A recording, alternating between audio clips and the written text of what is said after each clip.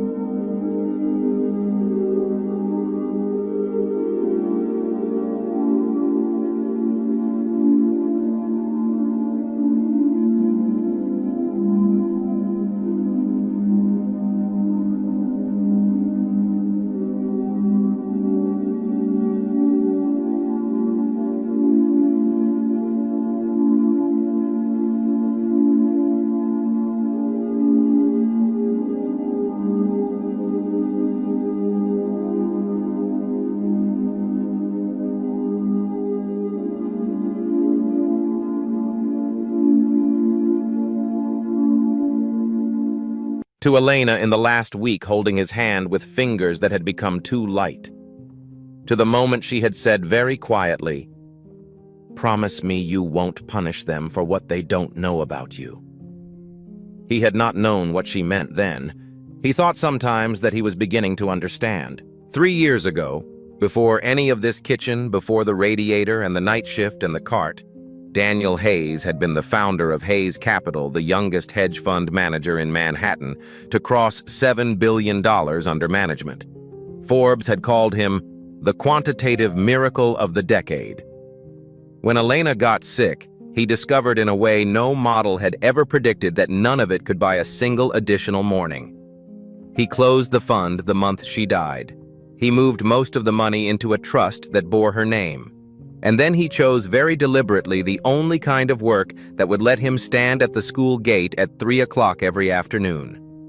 The fact that the trust still quietly held 23.7% of Hale Industries through a chain of shell companies that not even the company's CEO had ever bothered to trace was something he did not allow himself to think about most days. The next afternoon on the executive floor, a different kind of evening was beginning.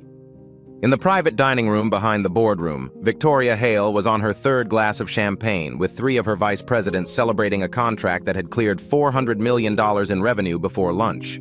She was 41 sharp, the way a knife sharpened too many times becomes sharp thin at the edge, beautiful, dangerous to handle.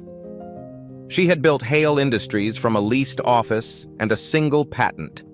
Nobody in the room remembered or had ever known that her father had been a window washer in the Bronx, or that he had fallen from the 14th floor of an office building when she was 16. She had spent 25 years making sure no one would ever look at her the way people had looked at him. One of the vice presidents, a man named Whitfield, was already laughing too loud. "Last year we invited the pizza kid. Remember, he brought his mother." "God," another said. "Who do we get this year?" Victoria glanced through the glass partition. Down the hall beyond the boardroom, a man in a Navy uniform was wiping a smudge from the elevator panel with a slow, patient motion. She had passed him 3 times a week for 2 years and had never until this moment registered his face. "Him," she said. "The janitor. 42nd floor. He bows whenever I walk by." Her smile was small and clean. "Send him an invitation to the gala. Watch what he does with a flute of Krug." The vice presidents laughed. The invitation was drafted printed on heavy cream stock with the company seal sealed in a cream envelope with his name in calligraphy and placed an hour later on the top shelf of Daniel Hayes's cleaning cart. He found it at 11:14 that night. He read it once in the elevator going down. His expression did not change. At home with Lily asleep in the next room, he opened the bottom drawer of the dresser and took out a phone he had not turned on in 3 years, 4 months and 11 days. He plugged it in. He waited until it lit.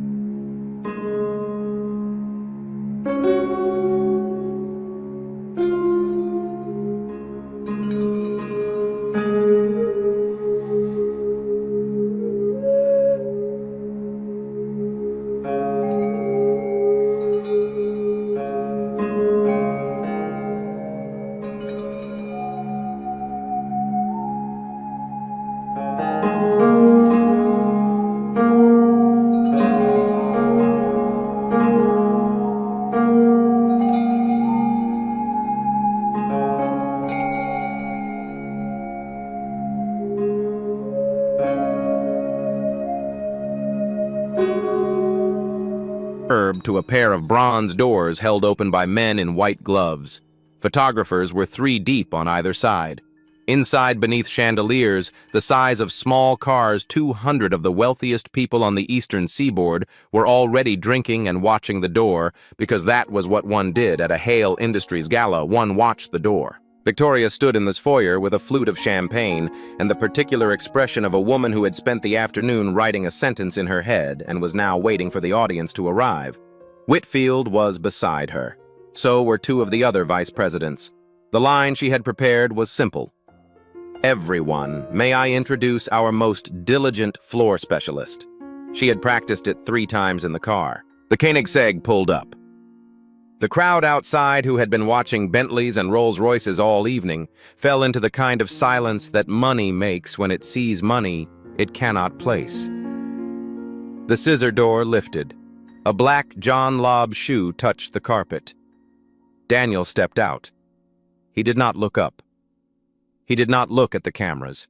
He buttoned the middle button of the jacket with the unhurried motion of a man who had done it 10,000 times, and he began to walk toward the door. Inside the foyer, Victoria's smile faltered. "Who is that?" she said, not as a question. Whitfield squinted.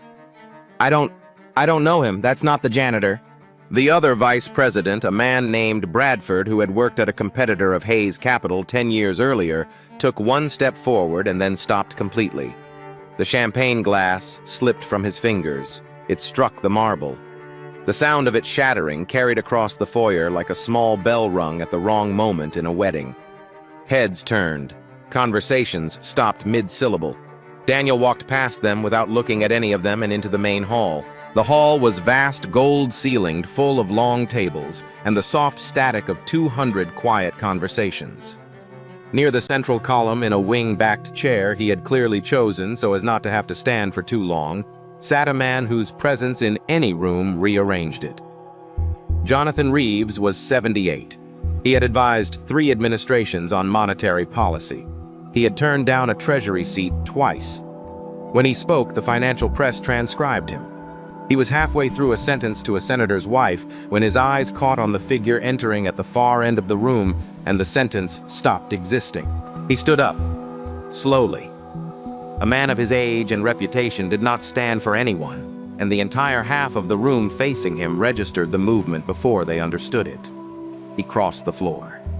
He stopped in front of Daniel, and then in front of the senator's wife, in front of 2 former cabinet members, in front of a Saudi prince and the chairman of the Federal Reserve's New York branch. Jonathan Reeves inclined his head perhaps 4 degrees. "Daniel," he said, 3 years. You kept us waiting too long." "I was busy with something more important, Mr. Reeves. More important than the markets." "A 7-year-old. The old man's smile was the smile of a person who had buried a wife of 50 years and understood the answer completely. "Welcome back, son." He returned to his chair. The room did not return to its previous volume. A current ran through it. Instead, low and electric, the sound of 200 very rich people simultaneously trying to remember a name. Someone whispered Hayes. Someone else whispered Hayes Capital. A woman near the bar set her glass down and took out her phone. Victoria in the foyer felt her face go cold in a way she had not felt since she was 16 years old, standing on a sidewalk in the Bronx. The auction began at 8:30. A young hedge fund manager named Brent Kessler, 32, expensively haircut, took the small podium to introduce a green energy lot. He had been waiting for an opportunity like this for 2 years. He spoke with the confidence of a man who had been told too often that he was brilliant. The Morgan 2022 report, he said, projects compound returns of 19% annually for the next decade in this sector. Anyone not allocating 15% of their book here is going to look very stupid in 18 months. There was the polite applause that follows any sentence containing both a number and a threat. Daniel was standing at the back of the room with a glass of water. He spoke without raising his voice. The acoustics of gold ceilings carry a quiet voice farther than a loud one. The Morgan report was retracted by its lead author last April. The room turned. Brent Kessler on the podium located the speaker and tried to recover. "I'm sorry, who?" If you allocate the way you just suggested, Daniel continued, the same way another man might mention the time, you will lose approximately $340 million over the next 18 months. Possibly less if you exit cleanly when the second quarter revisions come out in February. I would not recommend waiting. The silence that followed had a different quality than the silence in the foyer. This one had teeth. Jonathan Reeves, in his wing-backed chair, gave one slow, deliberate nod. The chairman of the Federal Reserve's New York branch wrote something down on a cocktail napkin. Brent Kessler stepped down from the podium without finishing his sentence. A woman in her 70s, silver-haired, wearing a black dress that cost less than her earrings, turned to Victoria, who had drifted into the main hall without quite meaning to. The woman ran an $80 billion pension fund and did not waste words. "Victoria, is he your guest?" Victoria's smile arrived a half-second late. "A particularly distinguished one, yes." The woman looked at her for another beat, the way one looks at a child who has just lied about a broken vase and then turned back toward Daniel without answering. Within 20 minutes, the geometry of the room had reorganized itself around him. A real estate billionaire whose buildings defined 3 Manhattan skylines crossed the floor to shake his hand. A retired senator from Connecticut introduced his wife. The founder of an artificial intelligence company that had gone public the previous spring asked almost shyly whether Daniel was taking meetings again. To each of them, Daniel was unfailingly courteous and entirely unwarm the way a man is courteous to people he has decided for reasons of his own not to need. Victoria watched from 20 feet away and felt something she had not felt in 15 years of running a public company. She felt small. Not in the room she was still its host, but inside her own chest, where a 16-year-old girl from the Bronx was suddenly mortifyingly awake. She crossed the floor. She had to. The longer she stood at the edge, the worse it would become. "Mr. Hayes, isn't it?" she said.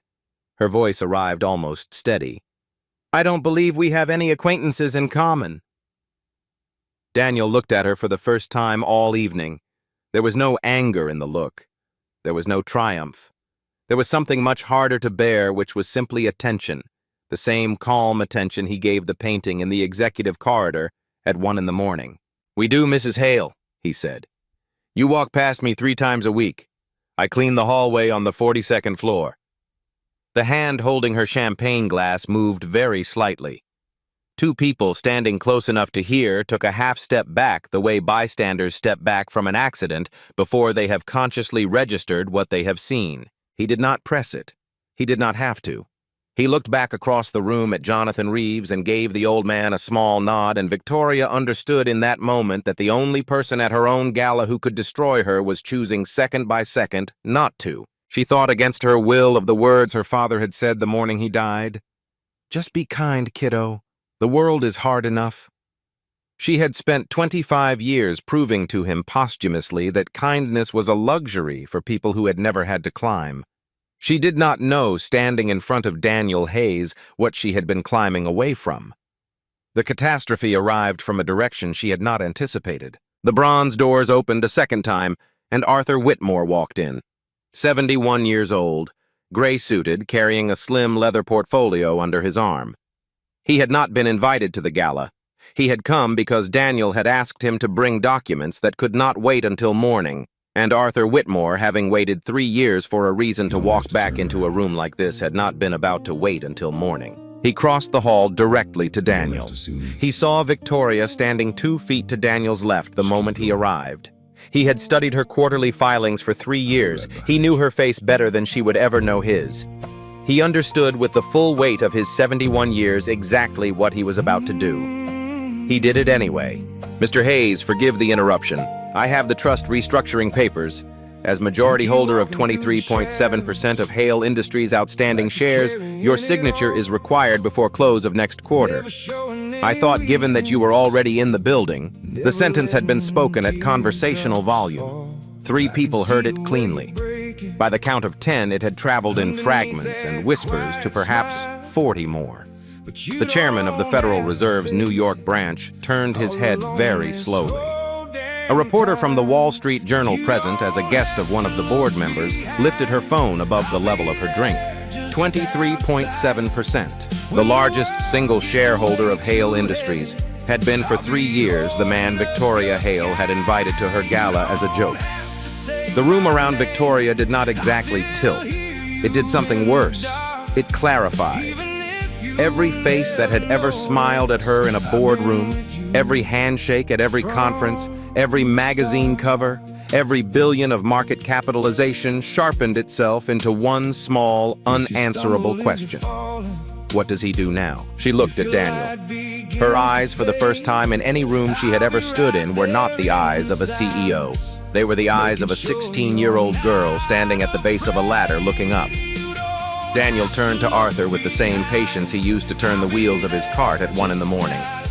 He read in the old man's face everything that had just been chosen on his behalf, and he did not in that moment decide whether to be grateful or angry. "Arthur," he said, "tomorrow." Arthur bowed a 1/4 inch and stepped back. Daniel looked at Victoria for one long moment. Then, without speaking to her, he walked past her through the parting crowd toward the doors that led to the terrace and the cold, indifferent New York sky. The terrace ran the length of the building's 18th floor, half a city block of pale limestone railing and potted boxwood, and at this hour it belonged to no one. Daniel walked to the far corner where the light from the ballroom did not quite reach and rested his hands on the stone. Park Avenue glittered 18 floors below, indifferent and beautiful. He took the ivory button out of his breast pocket and turned it slowly between his thumb and forefinger. He thought about how easy it would be. One phone call. By the time the sun came up over the East River, Hale Industries would open 40% down. Victoria Hale would be gone from the company she had built before the closing bell. The board would have her resignation by lunch. He had 3 years of quiet leverage, 2 senators who owed him favors, and an analyst at the Journal who would take his call at 4 in the morning. He had every right. The room behind him had just watched a woman try to humiliate him, and the room behind him would now happily watch her be destroyed in return. That was how the world he had walked back into worked. He thought about Lily asleep in pajamas printed with small silver moons. He thought about the question she would ask him over breakfast, the way she always asked questions about his evenings with the casual seriousness of a child who already half knew the answer. Was it a good night, Daddy? He tried to imagine the shape of the word yes coming out of his mouth if he made the call. He thought about Elena. Promise me you won't punish them for what they don't know about you. He had not understood her 3 years ago on the last morning. He understood her now. The footsteps behind him were careful the way a person walks when they are not sure they are allowed to be in the room. Victoria stopped perhaps 6 feet away. Her champagne glass was gone.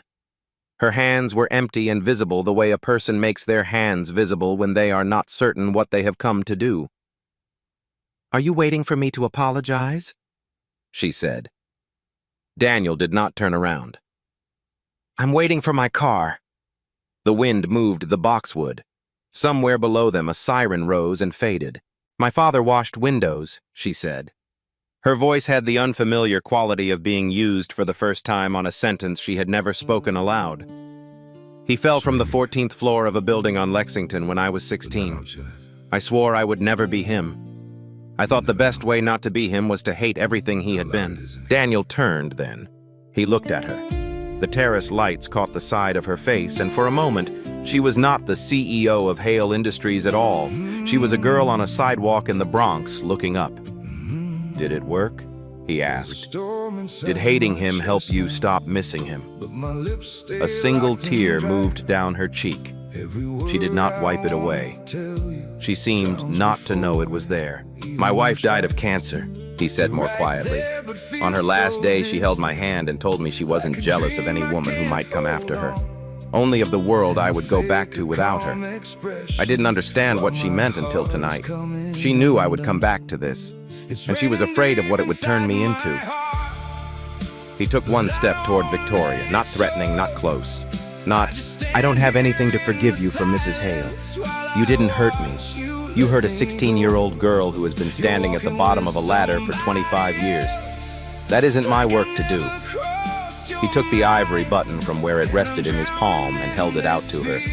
She looked at it without understanding. "It belonged to my wife," he said.